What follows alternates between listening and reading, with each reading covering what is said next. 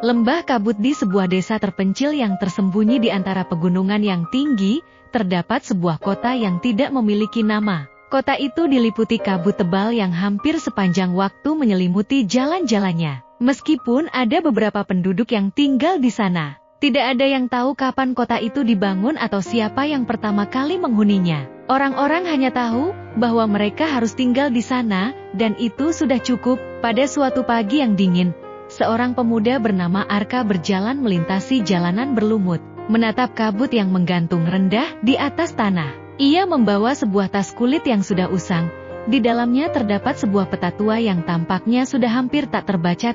Arka berbicara pada dirinya sendiri, apakah ini benar-benar jalan yang harus kutempuh? Arka berhenti sejenak dan memeriksa peta itu lagi. Sebuah titik merah kecil digambar di bagian tengah kota, menandakan tempat yang harus ia tuju. Namun, titik itu tidak pernah ada di peta manapun yang ia lihat sebelumnya. Arka, dengan ragu, kenapa tidak ada yang pernah memberitahu tentang tempat ini? Saat ia melangkah lebih jauh, kabut mulai menghilang sedikit demi sedikit, dan Arka bisa melihat sebuah bangunan tua yang tampak sangat besar di ujung jalan.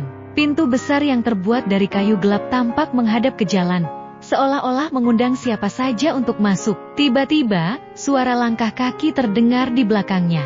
Arka menoleh dan melihat seorang pria paruh baya mengenakan jubah panjang yang warnanya hampir menyatu dengan kabut. Pria misterius, kamu apakah kamu baru datang ke kota ini? Arka terkejut, iya, saya baru tiba.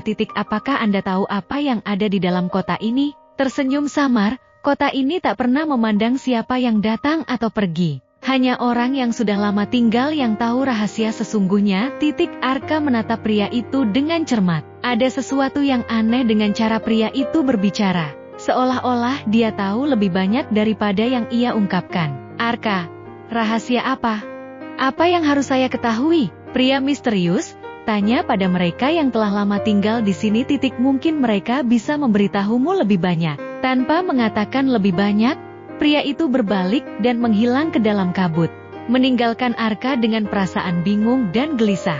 Arka terus melangkah menuju bangunan besar yang tampaknya menjadi pusat kota. Semakin dekat ia mendekat, semakin jelas suara-suara aneh terdengar. Seolah-olah ada kehidupan di balik dinding-dinding tua itu. Sesampainya di pintu, Arka menarik gagang pintu kayu yang berat dan masuk. Begitu memasuki ruang dalam, ia disambut dengan keheningan yang menyelimuti seluruh ruangan. Semua orang di sana tampak sibuk dengan urusan masing-masing, namun tidak ada yang memandang Arka dengan rasa ingin tahu.